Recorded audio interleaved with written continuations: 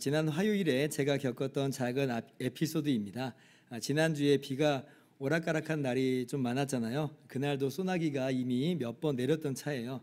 그런데 지금은 비가 딱 그쳤습니다. 그래서 마침 비도 그쳤는데 빵 좀 사갖고 와야겠다 하고 저희 집에서 한 500m 정도 떨어진 동네 빵집에 가서 빵을 좀 사 오려고 이제 마음을 먹었죠. 근데 이제 혹시나 하는 마음으로 이제 날씨 어플을 한번 켜봤어요. 그랬더니 지금 이 시간에 비 표시가 있는 거예요. 저희 동네에는 지금 이 시간에 비가 안 오고 있는데, 속으로 생각했죠. 이건 지금 아까 내린 그 비를 말았나 보다. 뭐 설마 아까 비 왔는데 또 비가 오겠어? 요즘 뭐 여름 날씨는 믿을 만한 게 못 되잖아. 이런 마음으로 우산을 안 쓰고 우산을 가져가지도 않고 500m인데 그냥 빨리 갔다 오면 되겠지 하고 집을 나섰어요. 근데 이제 너무 쉽게 생각한 거죠. 4분의 3 정도 딱 가는데 빗방울이 후두둑 떨어지기 시작하는 거예요. 그때 가서야 마음이 철렁 하면서 앞불싸하는 거죠. 그래서 이제 서둘러야 되겠다고 좀 뛰었습니다. 근데 이미 늦었어요. 이제 빵집에 들어가는 순간 이 빗방울이 빗줄기로, 아주 세찬 빗줄기로 변해버렸어요. 그래서 이 비를 맞고는 이제 집에 돌아갈 수가 없겠는 거예요. 우산도 없죠. 그래서 빵집에서 무려 30분간 우두커니 하면서 기다려야만 했습니다.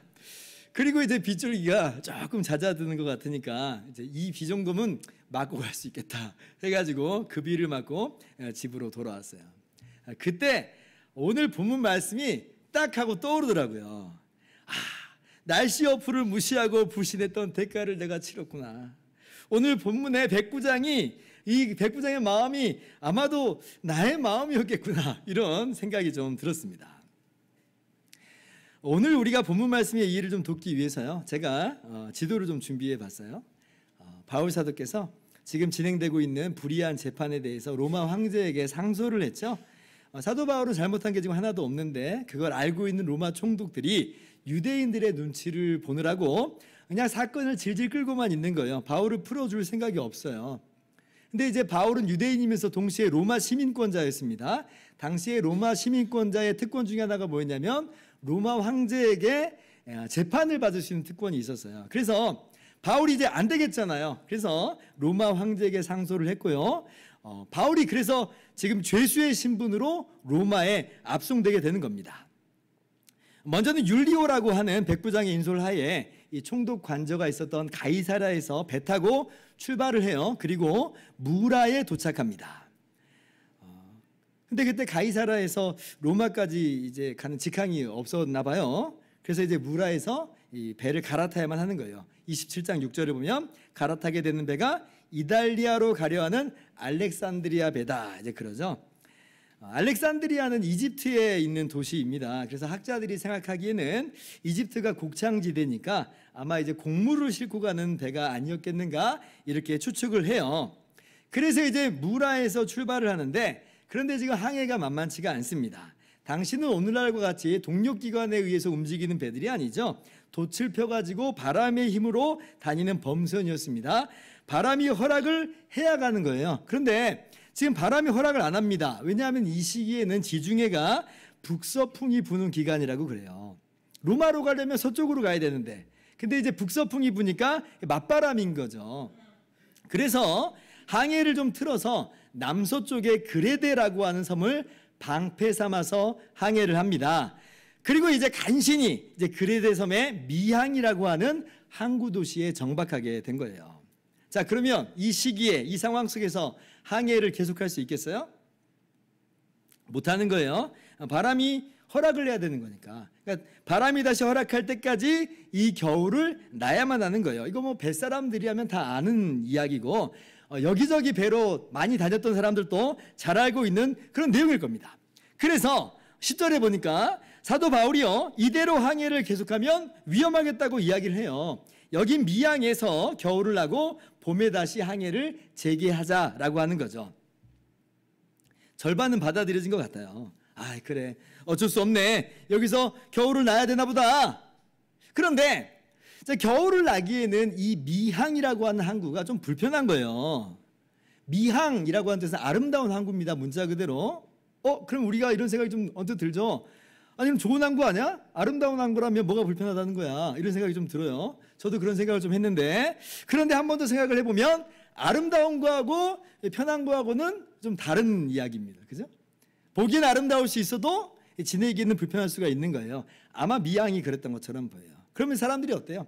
조금 더 크고 좀 더 편안한 것을 찾기 마련이죠. 우리도 뭐 고속도로 타고 가다 보면 아주 크고 좋은 휴게소가 있는 반면 좀 뭐 작고 볼품없는 그런 휴게소도 있잖아요. 여기는 화장실이나 잠깐 들리는 곳이지, 여긴 밥을 먹고 좀 쉬었다 가시는 그런 휴게소 아니야? 이런 휴게소들이 있어요. 그러면 어때요? 여기 말고 좀만 더 가자. 좀만 더 참아. 좀만 더 가면 좋은 휴게소 나와. 그러잖아요. 그래서 백부장도 지금 잠시 항해를 중단하자라고 하는 이 바울의 말을 듣기는 들었어도 다 듣지는 않는 거예요. 사람들이, 특히 선장과 선주가 여기 말고 이 그레데 섬의 서쪽 끝에 있는 베닉스에서 겨울을 나자고 거기가 더 좋다고 하니까 그 말에도 솔깃하게 되는 거예요. 근데 문제는 지금 베닉스까지 가려면 다시 70km 정도를 배 타고 서쪽으로 이동을 해야 되는 거예요. 이게 쉽지는 않죠. 바람이 도와줘야 됩니다. 바람이 관건이에요. 자, 그런데 어때요? 마침 남풍이 순하게 부는 거예요. 오늘 보면 그게 13절입니다. 남풍이 순하게 불매 그들이 뜻을 이룬 줄 알고 닻을 감아 그레데 해변을 끼고 항해하더니, 야, 남풍이다! 야, 봐봐! 갈 수 있다고 했잖아. 내가 갈 수 있다고 했잖아. 하면서 아마 선장과 선주는 좀 의기양양했을 것 같아요. 그죠? 바울은 안 된다고 했는데 이들은 지금 된다고 그러잖아요. 그래서 이들의 말에 이제 혹해서 다시 배를 타고 이동을 하는 겁니다. 근데 이게 어때요? 완전 패착이었죠. 아까 저도요, 비가 그쳐서 이제는 괜찮겠거니 했던 것처럼 이 사람들도 자기 생각이 맞았다라고 하면서 출항을 한 것인데, 근데 어떤 일이 벌어져요? 유라굴로라고 하는 광풍이 몰아닥치는 거예요. 14절, 얼마 안 돼요. 섬 가운데로부터 유라굴로라는 광풍이 크게 일어나니. 유라굴로는요, 문자 그대로 하면 북동풍입니다. 그레데 섬 가운데부터 불어 내려오는 바람인데, 근데 이제 보통 바람이 아니었던 거죠. 그래서 고유 명사처럼 유라굴로라고 하고 이름을 붙이면서 뒤에 광풍이라 그러죠. 광풍. 보통 바람이 아니에요. 정말 큰일이 났죠. 그레데 섬을 지금 연안으로 끼고 가야 되는데 그레데 섬에서 점점 멀어져 가는 거예요. 바람과 파도는 배를 집어삼킬 만큼 크게 일렁이고 손을 쓸 수가 없는 거예요. 이럴 줄 알았으면 바울의 말을 듣는 건데 하면서 뼈저리게 후회가 들지만 어떻게 해요? 이미 늦었죠. 늦었어요. 지금은 뭐 후회고 뭐고 그럴 겨를도 없이 이제는 죽느냐 사느냐의 사투가 벌어집니다. 이 바다의 거센 풍랑이 멈추질 않으니까 버티질 못하겠는 거예요. 18절 보세요. 이튿날에는 짐을 갖다 버립니다. 아마 배를 조금이라도 가볍게 해야 생존 확률이 높아진다 싶었나 봐요. 이 짐이 근데 어떤 짐이에요? 이거 곡물이라든지 아니면 상거래용 그런 화물이었겠잖아요. 지금 사실 이거 실어 나르느라고 알렉산드리아에서 출발해서 이달리아까지 가고 있는 거예요. 이게 핵심이었는데, 근데 지금 죽느냐 사느냐의 문제로 가니까 이거 다 부질없는 거예요. 다 버려요. 비상식량 빼곤 다 버립니다. 19절, 3일째 되는 날에는 이제 배의 기구조차 버리죠. 배의 기구를 버려요. 꼭 필요한 것 빼고는 다 버린 것 같아요. 뭐 테이블, 뭐 의자, 침구, 아무튼 무게가 조금이라도 나가는 건 다 갖다 버리는 거예요. 조금 더 편해보자고 미양에서 출항을 한 건데, 그런데 오히려 이러한 편의용품들 다 버려야만 하는 거예요. 아이러니죠? 근데 그러고도 배를 통제할 수 없고요. 풍랑은 여전히 그대로 있습니다. 20절 보세요. 여러 날 동안 해도 별도 보이지 않은 채로 이 배가 지금 어디로 가는지도 모르겠고, 맹렬한 폭풍은 배를 삼킬 듯이 지금 뒤흔들고 있고 구원의 여망마저 없어졌더라. 여러분, 오늘 말씀을 통해서 하나님께서 우리에게 주시는 귀한 교훈이 있습니다. 첫 번째는 이거예요. 매사를 진행할 때에 잠시 잠깐의 이익과 안락과 편의를 우리의 핵심 기준으로 삼고 일을 진행하는 것은 결코 바람직하지 않다라고 하는 거예요. 21절 같이 읽어봅시다. 시작. 여러 사람이 오래 먹지 못하였음에 바울이 가운데 서서 말하되 여러분이여 내 말을 듣고 글에 대해서 떠나지 아니하여 이 타격과 손상을 면하였더라면 좋을 뻔하였느니라. 사도 바울께서 10절부터 이미 분명히 말씀하셨죠. 우리가 여기 머물러야 된다. 근데 지금 이 말 무시한 거 아니에요? 내 몸 하나 좀 편해보자고 백부장과 사람들이 바울의 말을 귀담아 듣지 않는 거예요. 그리고 출항했다가 이 난리를 지금 겪고 있는 거예요. 목사님, 그래도 백부장이 선장과 선주라고 하는 이 소위 전문가의 의견을 따라서 이렇게 한 거 아니겠습니까? 여러분, 전문가의 말을 듣는 거 좋아요. 그러나 전문가도요, 얼마든지 이익에 따라서 움직여 버릴 수가 있습니다.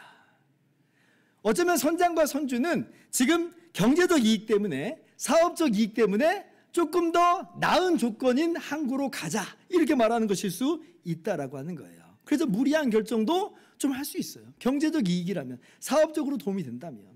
오늘날 우리 주변에 크고 작은 사건들도 좀 보세요. 전문가의 말을 무시해서도 그런 일들이 벌어지지만 전문가가 끼어 있어도 역시 경제적인 이익과 어떤 나의 형편과 사정, 어떤 정치적인 이해관계에 따라서 전혀 엉뚱한 그런 결론을 낼 수가 있고, 그로 말미암아 문제가 벌어지기도 하잖아요.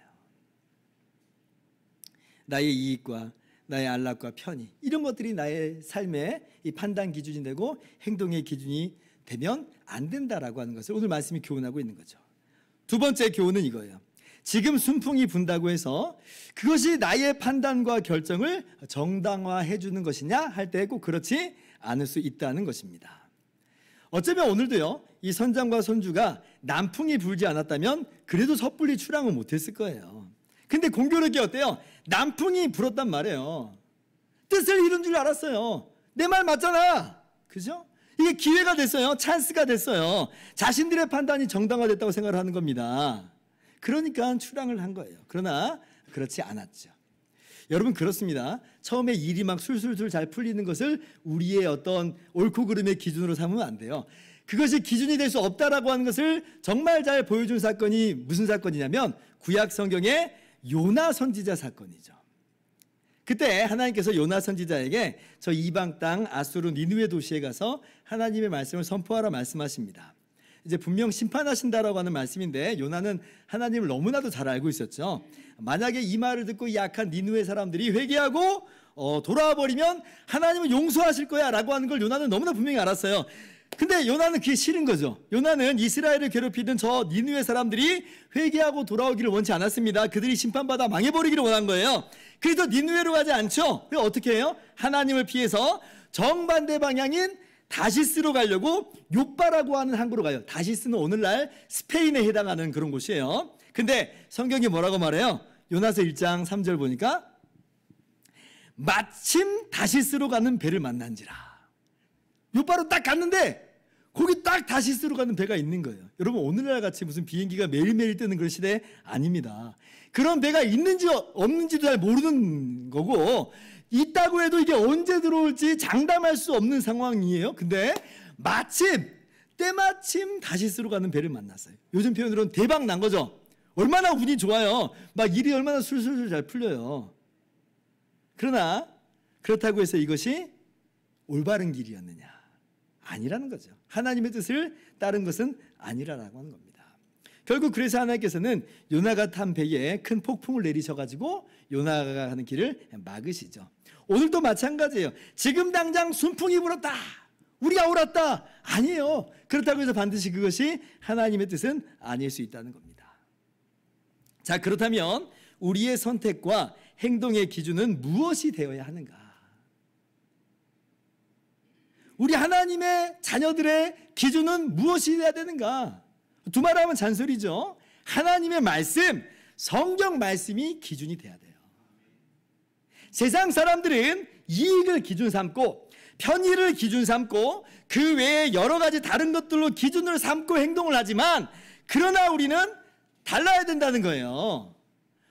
로마서 12장 2절입니다. 너희는 이 세대를 본받지 말고 오직 마음을 새롭게 함으로 변화를 받아 하나님의 선하시고 기뻐하시고 온전하신 뜻이 무엇인지 분별하도록 하라.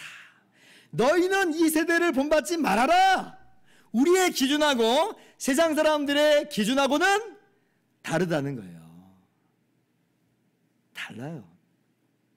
우리는 세상 사람들의 기준대로 그렇게 행동하는 사람들이 아니라라고 하는 거예요. 그리고 하나님의 뜻대로 살아가는 것에 있어서는 그것이 순풍이 불든지 역풍이 불든지 그것도 사실 상관없어요. 지금 사도 바울이 가는 길에 여러분 항상 순풍만 불었나요? 그렇지 않았죠. 사도 바울의 고백입니다. 사도행전 20장 24절이에요. 한번 같이 읽어봅시다. 시작. 내가 달려갈 길과 주 예수께 받은 사명 곧 하나님의 은혜의 복음을 증언하는 일을 마치려 하면은 나의 생명조차 조금도 귀한 것으로 여기지 아니하노라. 나의 생명조차 조금도 귀한 것으로 여기지 아니하노라. 나의 이익과 나의 편의가 나의 행동의 판단 기준이 아니라는 거예요. 나는 생명조차 귀하게 여기지 않아요. 목숨보다 더 중요한 것이 있다는 거예요. 뭐예요? 나에게 하나님께서 맡겨주신 사명, 하나님의 은혜의 복음을 증언하는 것, 이것을 위해서라면 나는 그것이 순풍의 길이든 역풍의 길이든 개의치 않고 가겠다는 거예요. 그러므로 사랑하는 성도 여러분, 오늘 우리의 선택과 행동의 기준을 다시 한번 점검해 볼 수 있기를 바랍니다. 무엇이 나를 움직이게 하는 핵심 가치인가? 나는 무엇에 이끌려서 선택하고 행동하고 있는가?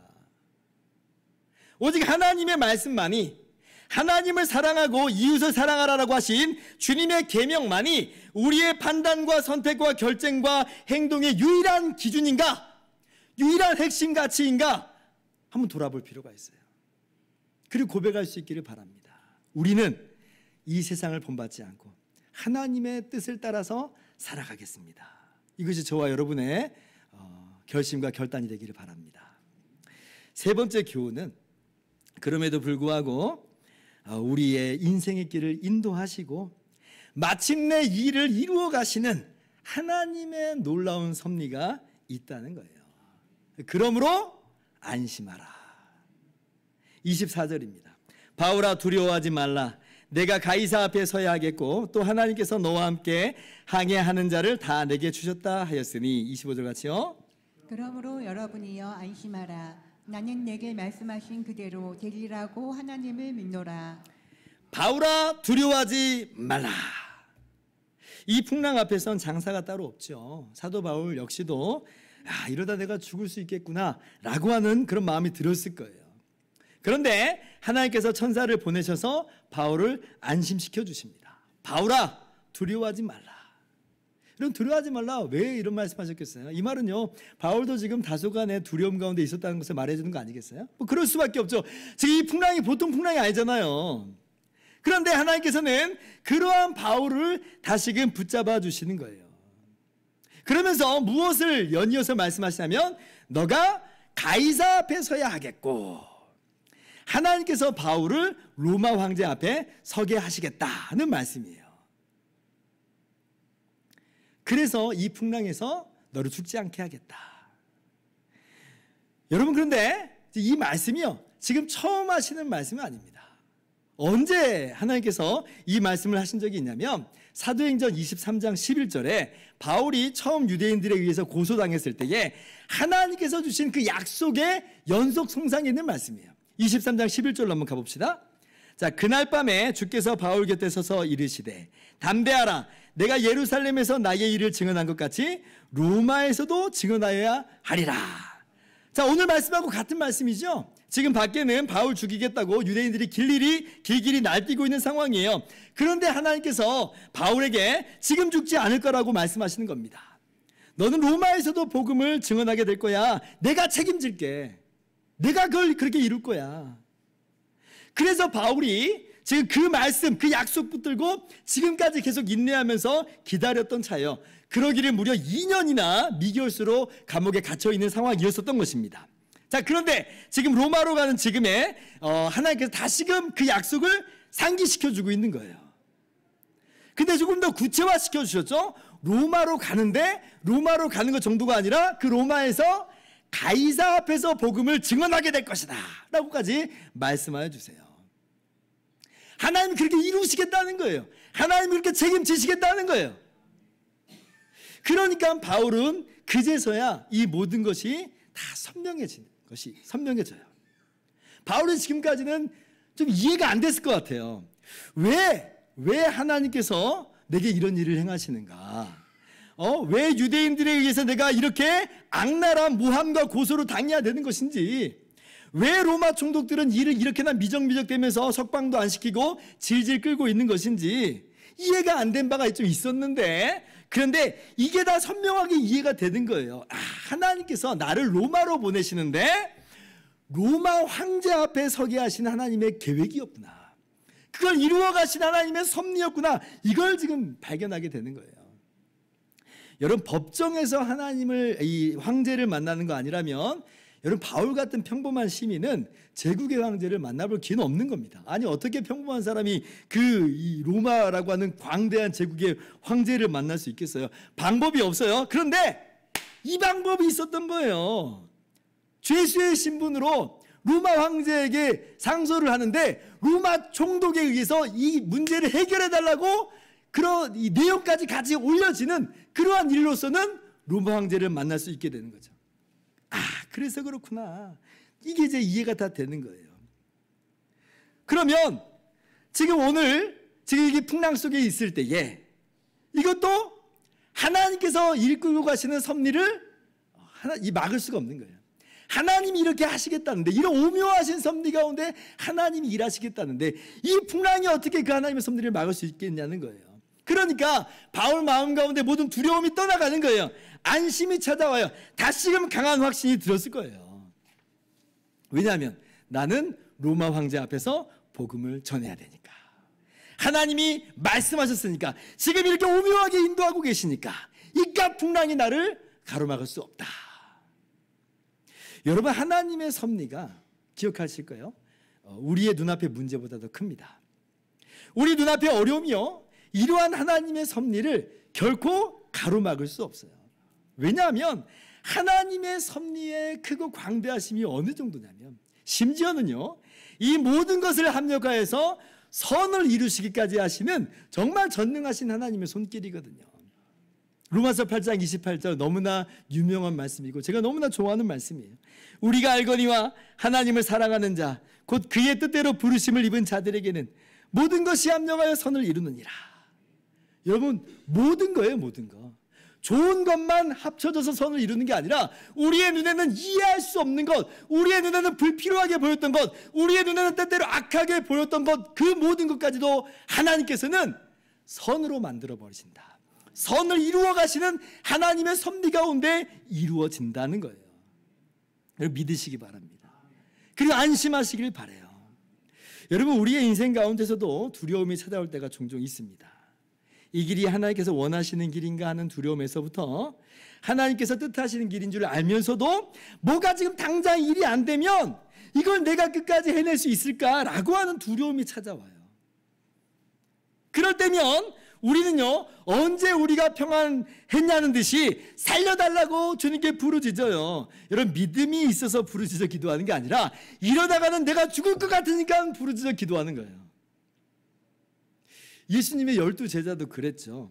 예수님의 많은 기적 중에 참 인상적인 기적이 하나 있는데, 제가 볼 때는 마가복음 4장 35절 이하를 보면 예수님께서 갈릴리 호수에서 이제 제자들에게 건너편으로, 저편으로 건너가자 그러세요. 주님이 말씀하신 거예요. 예수님이 가자고 하니까 제자들이 이제 배를 타고 노를 져서 가는 거죠. 그리고 예수님께서는 그 배에서 눈을 잠깐 붙이시고 주무시고 계십니다. 근데 그때 이 갈릴리 호수에 광풍이 일어나요. 오늘 유라굴로 광풍처럼 광풍이 일어나가지고 그 작은 배가 심하게 출렁입니다. 파도가 배 안으로 막 쏟아져 들어오고 이러다가 배가 뒤집히는 것 아닌가라고 하는 두려움이 제자들 가운데 있게 됐어요. 그래서 오늘 이 제자들이 오늘처럼 막 사투를 벌이는 거예요. 여러분, 아니 주님께서 가자고 한 건데 이 광풍은 도대체 웬 말이에요? 웬 말이에요? 그래서 제자들이 예수를 막 흔들어 깨우죠. 우리가 죽게 생겼습니다. 일어나세요. 살려주세요. 그러니까 예수님께서 깨어나시죠. 그리고는 잠잠하라 고요하라 바람과 풍랑을 향해서 명하시니까 바람이 그치고 고요해지는 거예요. 자, 그런데 그때 예수님께서 제자들에게 하신 말씀이 뭐였냐면, 자, 마가복음 4장 40절입니다. 같이 한번 읽어봅시다. 시작. 이에 제자들에게 이르시되 어찌하여 이렇게 무서워하느냐 너희가 어찌 믿음이 없느냐 하시니 잘 깨웠다. 적시에 잘 깨웠어. 라고 말씀하신 게 아니에요. 뭐예요? 너희가 어찌 믿음이 없느냐. 이건 지금 무서워할 일이 아닌 것처럼 말씀하신 거예요. 믿음이 없이 굴었다고 말씀하세요. 아니 광풍 때문에 죽을 뻔했다니까요. 근데 잘 깨웠다고 하시는 게 아니라 어찌 믿음이 없느냐. 그게 무슨 말이에요? 예수님께서 저편으로 건너가자 하면 주님이 그렇게 이루시겠다는 거예요. 두려워할 일이 아니라고 하는 거예요. 이것 때문에 내가 죽겠노라고 그렇게 두려움 가운데 빠질 일이 아니라라고 하는 거예요. 죽을 것 같은 광풍이죠. 그러나 죽을 것 같은 광풍이 아니라라고 하는 겁니다. 그런데 우리는 두려워하죠. 하나님께서 원하시는 길, 하나님께서 뜻하시는 길을 간 줄 알면서도 우리 마음이 그렇게 흔들흔들할 때가 많은 거예요. 그러한 우리들에게 오늘 주님께서 동일하게 말씀하여 주십니다. 두려워하지 말라. 안심하라. 이것은 하나님이 이루어 가시는 길이고 하나님이 책임지시는 길이다. 이 광풍이 결코 너희를 무너뜨릴 수 없다. 하나님께서 맡기신 사명을 완수하기까지는 너희는 불멸이다. 그리고요, 사실 오늘 일에 있어서는 지금 바울의 책임은 아니었죠. 그러니까 이건 선장과 선주와 백부장과 사람들이 일을 그르칠 뻔한 거예요. 이게 바울이 선택해서 가는 길은 아니었으니까. 우리도 그렇습니다. 우리가 우리 스스로가 일을 망칠 때도 많지만 다른 사람에 의해서 일이 엉망진창이 될 때도 너무나 많아요. 그런데 하나님께서 뭐라고 말씀하시는 거예요? 그렇다고 일이 망치는 거 아니다. 그렇다고 해서 하나님의 섭리가 어그러지거나 하나님의 역사가 좌절되는 것 아니다. 이렇게 말씀하시는 거예요. 심지어 일을 이 지경으로 만든 그 사람들도 바울 너에게 다 맡겨주겠다 이렇게 말씀까지 하세요. 24절 하나님께서 너와 함께 항해하는 자를 다 너에게 주겠다. 자, 기가 막히죠. 이 사람들은 원래 그릇된 선택을 해가지고 죽은 목숨이에요. 근데 바울 때문에 산다는 거예요. 바울 덕을 보고 있어요. 어쩌면 이들 중 많은 사람들이 이 일을 계기로 해가지고 바울의 전도를 받아 예수님을 믿었을 수 있겠다 이런 생각까지 충분히 해보게 됩니다. 마치 어떤 모습하고 비슷해요. 구약에서도 요셉 한 사람을 통해서 기근으로 망할 뻔한 애굽 나라가 살고 가나안 많은 주민들이 살고 요셉의 아버지인 야곱도 살고 심지어는 요셉을 애굽에 팔아 넘겼던 형들까지도 요셉 때문에 살아요. 요셉 때문에. 그러니 우리가요 지금까지는 나는 정말 잘했는데 니네들 때문에 다 망했어 이렇게 성낼 거 아닙니다. 화낼 거 아니에요. 이제 망했어. 이젠 다 끝장이야. 두려워하거나 포기할 것도 아니라라고 하는 거예요. 두려워하지 말라. 안심하라 말씀하세요. 주님께서는 주님의 일을 이루고 계세요. 우리가 주님의 그 손 안에 있는 거예요. 하나님의 섭리가 그거 놀라우신 주님의 손이 우리를 붙잡고 있다고 하는 것을 기억하면서 여러분 안심하고 두려워하지 말기를 주님의 이름으로 축원합니다.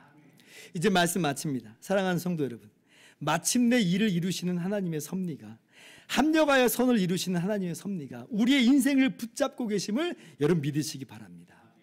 종교개혁자 칼빈이 이렇게 말한 적이 있어요. 한번 음미하면서 들어보세요. 하나님의 섭리의 빛이 한번 경건한 자에게 비치면 그는 무한한 안도감을 느끼게 되며 이전에 자신을 억누르던 모든 불안과 공포로부터 뿐만이 아니라 모든 근심과 염려로부터도 자유하게 된다. 섭리에 대한 무지는 궁극적 불행이다. 최상의 축복은 하나님의 섭리를 아는 데 있다. 최상의 축복은 하나님의 섭리를 아는 데 있다. 지금 당장 이 길이 어떤 길인지 하나님이 원하시는 길인지 아닌지 이걸 안다고 하는 게 아니라 섭리하시는 하나님을 아는 데 있다 이 말이에요. 나는 하나님을 믿노라. 바울은 바로 이 하나님을 알고 믿었어요. 하나님께서는 말씀하신 것을 능히 행하시고 능히 이루시는 신실하시고 전능하신 하나님임을 나는 믿노라. 그러므로 나는 두려워하지 않겠다. 나는 안심한다. 그러므로 여러분도 안심하라. 여러분 모두 믿으시기 바랍니다. 주님의 참된 평강이 여러분 심령 가운데도 가득 넘칠 줄을 믿습니다.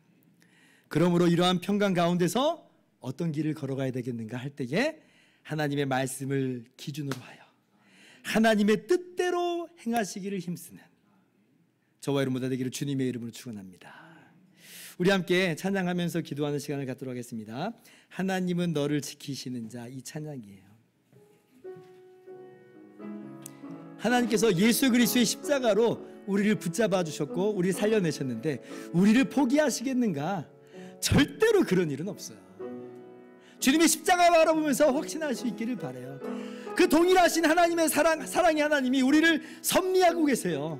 우리가 그 하나님을 믿는 거예요. 안심하세요. 두려워하지 마세요. 하나님은 우리를 지키시는 자입니다. 같이 찬양합시다. 하나님은 너를 지키시는 자, 너의 우편에 그늘 되시니 낮의 해와 밤의 달도 너를 해치 못하리. 하나님은 너를 지키시 너의 환난을 면케하시니 그가 너를 지키시리라. 너의 출입을 지키시리라. 눈을 들어 산을 보아라. 너의 통을 어디서 오나. 천지 지으신 너를 만드신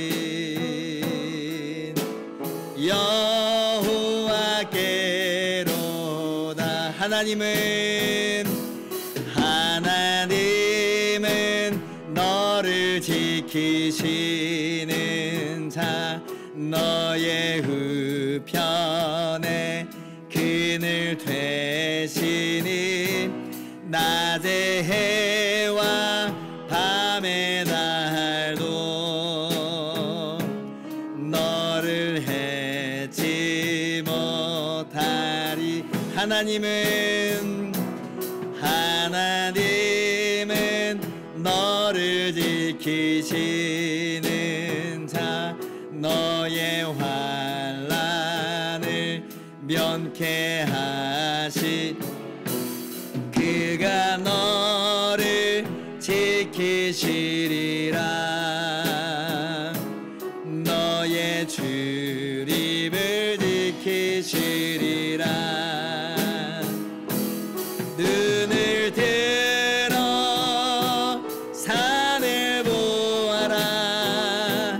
너의 통은 어디서 오나. 천지 지으신 너를 만드신 여호와